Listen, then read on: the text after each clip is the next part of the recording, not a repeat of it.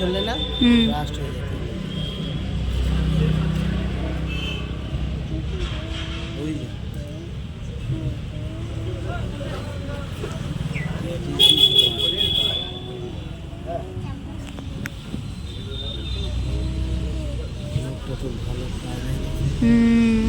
যারা এগুলা কাজ জানে তারা তো ভালো পারবেই।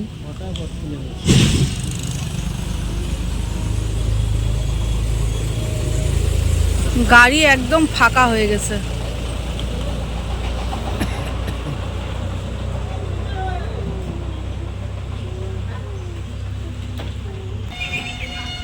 কি হয়েছে বুঝতে পারছো না, তাই তো?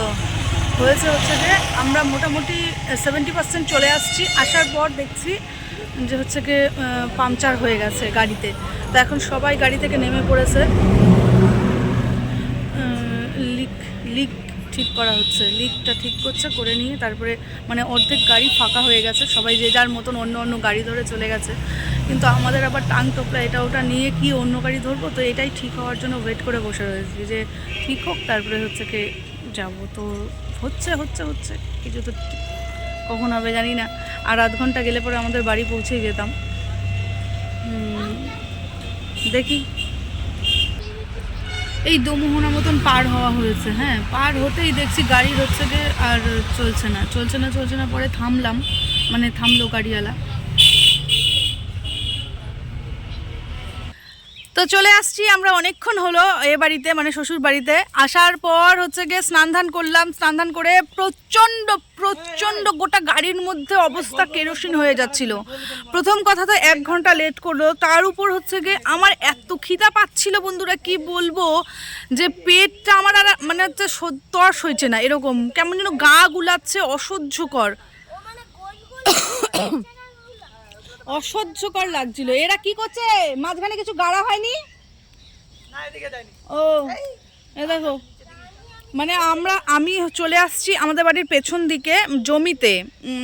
তো বাড়িতে আসলাম, বাড়িতে এসে নিয়ে স্নান করলাম, খাওয়া দাওয়া করলাম। এসে নিয়েই হাত মুখ ধুয়ে আগে খেতে বসেছি, খাওয়া দাওয়া করলাম। তো খাওয়া দাওয়া করে নিয়ে পরের দিকেই স্নান ধান করলাম, বাড়ির সবার সঙ্গে গল্প গুজব করছি, এটা ওটা টুকিটাকি কাজ তো কোনোই নয় এখানে। তো এখন আসছি হচ্ছে গিয়ে জমিতে আসার কারণ হচ্ছে কি অঙ্কিতা আমাদের ওই যে ক্ষেতের মধ্যে অনেক কিছু লাগায়, তো বেশিরভাগ জিনিস আমাদের কিন্তু ক্ষেত থেকেই আসে, মানে খেতিবাড়ি করেই বলতে পারো। গ্রামের বাড়িতে যে সমস্ত জিনিস হয়, তো একদিকে লাগাইছে লঙ্কা গাছ, একদিকে হচ্ছে কি যে মিষ্টি আলু, আর কি কি যেন লাগাইছে, সব অনেক কিছুই। লাউ তো আছেই, ওই দেখো, দেখে বুঝতে পারবা কি না, লাউ মিষ্টি কুমড়ো ঝুলছে ওখানটায়, ওই তো ওই আর কি। তো অঙ্কিতা জল দিচ্ছে, আমি বলছি আমিও একটুখানি গিয়ে নিয়ে দাঁড়াই। আমার আবার এই দিকটাতে না আসলে পরে মন ভরে না। আর আজকের ওয়েদারটা যদি বলো না বন্ধুরা, আজকের ওয়েদারটা একদম ভালো নয়, কেমন যেন লাগছে। তো আসলাম 1 ঘন্টা লেট, ভাবতে পারছো তার মধ্যে কী করেছে গাড়িটা জানো? আমাদের অ্যাকচুয়ালি রায়গঞ্জের বাস স্ট্যান্ডে ঢোকানোর কথা ছিল গাড়িটা, কিন্তু রায়গঞ্জ বাস স্ট্যান্ডে না ঢুকায় আমাদের ওটা বাইরে দিয়ে শিলিগুড়ি মোড় দিয়ে গাড়িটা বের করে দিয়েছে। তো আমরা রূপাহারে নামলাম। রূপাহারে নামার পর তারপরে ওই যে টোটো ধরে আসলাম। দেখো আমার বেটা এখানে আসার পর কি সুন্দর করে জল দিচ্ছে, দেখছো তো?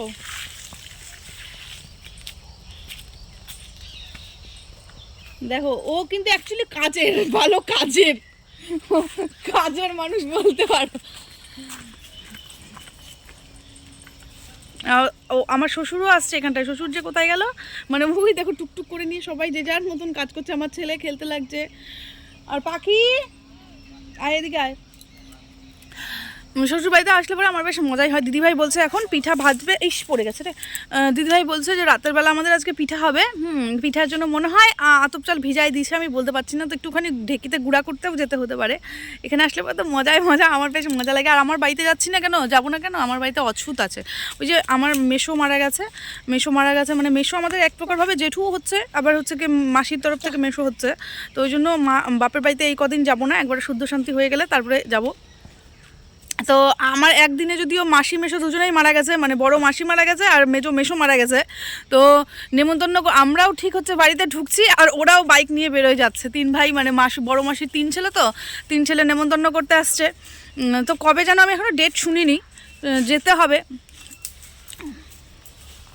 তোমাদের জন্য কাকুর জন্য কলার ছড়িটা নিয়ে চলছে। কলার ছড় এ দেখো কলা, আমাদের গাছ থেকে বললাম না, আমাদের জমি থেকে বেশি খেতিবাড়ি জিনিসগুলো আসে। ওই দেখো কলা, মানে এই কাঁচকলা টাচকলা যা যা আছে সব এখানে থাকলে পরে গ্রামের বাড়িতে থাকলে পরে যেটা হয়ে থাকে, গ্রামের বাড়িতে না বেশিরভাগ জিনিস আমাদের কিনতে হয় না। যদি 2 দিন সবজি নাও কেনো, 2 দিন 3 দিন, তাই না, 2 দিন 3 দিন না কিনলে আমাদের এই জমি থেকেই সব অ্যারেঞ্জ করে নিয়ে নিতে পারবা। সুবিধে হয়, সুবিধে, গ্রামে থাকার একটা ফায়দা আছে। তো চলো এখন একটুখানি এখানে আমি টাইম স্পেন্ড করি। যদি ঢেকিতে যাইতে হয় দিদিভাইয়ের সঙ্গে তাহলে এবার ঢেকিতে যাব। তো